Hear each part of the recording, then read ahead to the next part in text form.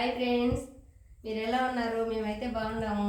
ఈరోజు మా తొలి నవరాత్రి పూజ ఈ విధంగా చేసుకుంటాం ఫ్రెండ్స్. మేము చూడండి, ప్రతి సంవత్సరం అయినా ఇట్టే చేసుకుంటాము. ఇప్పుడు నవరాత్రులు కదా, అమ్మవారికి రాత్రులు బాగా చేసుకుంటాం ఫ్రెండ్స్. పొద్దున్నే దీపం పెట్టుకొని గుడికి వెళ్తాము. నవరాత్రులు అంటే రాత్రే కదా. ఈరోజు తొలి నవరాత్రి ఈ విధంగా మాకు ముగిసింది. అందరూ చల్లగా ఉండాలి, అందులో నేను ఉండాలి, నేను చల్లగా ఉండాలి అని ఆ కన్నిగా పరమేశ్వరి దేవిని మనస్ఫూర్తిగా ప్రార్థించిన ఫ్రెండ్స్. ఈ పూట మా చిన్న వీడియో ఫ్రెండ్స్ చూడండి. ఈ విధంగా మేము చేసుకుంటాము ప్రతి సంవత్సరము. ఈరోజు తొలి రోజు. ఈ 10 రోజులు ఇదే విధంగా అమ్మవారికి నైవేద్యం పెట్టి నవరాత్రులు పూజ ముగించుకుంటాము. నచ్చితే లైక్ చేయండి, సబ్స్క్రైబ్ చేయండి, షేర్ చేయండి ఫ్రెండ్స్. చూడండి, ఈ విధంగా చేసుకుంటాము మేము. ఆ మహాతల్లి ఆశీర్వాదం అందరికీ ఉండాలి.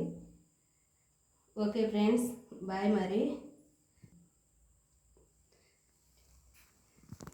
చూడండి ఫ్రెండ్స్, ఈ విధంగా మేము చేసుకుంటాము.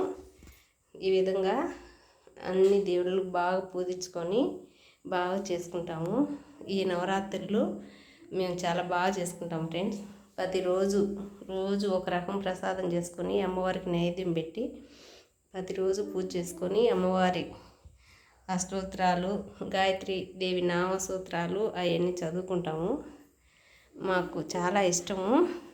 చూడండి ఫ్రెండ్స్, ఈయన సత్యనారాయణ స్వామి, ఆమె లక్ష్మీదేవమ్మ, ఆమె వరలక్ష్మీదేవి పెట్టినామా.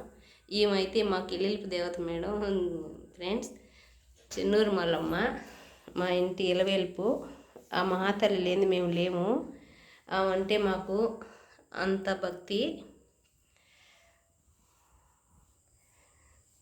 తులసమ్మ కాడ కూడా ఫ్రెండ్స్ ఇదే విధంగా తులసమ్మ పెద్ద చెట్టు ఉంది ఫ్రెండ్స్. ఎందుకో ఎవరు జుట్టు పెట్టినారో ఏమో ఆ చెట్టుకి. ఆ చెట్టు అంతా ఇది అయిపోయింది. మళ్ళీ ఇప్పుడు కొత్తగా నాటుకున్నాను. ఎప్పుడు తులసమ్మ అయితే నాకు ఇంట్లో ఉంటుంది. తులసమ్మ లేకపోతే నాకు అసలు బాగోదు. ఇప్పుడు కొత్తగా 10 రోజులైంది ఫ్రెండ్స్ నేను తులసమ్మని నాటుకొని. అప్పుడైతే ఈ గోడ ఎత్తు నేను ఫ్రెండ్స్ తులసమ్మ చెట్టు. ఎందుకో ఎవరు తగిలినారో ఏమో చనిపోయింది.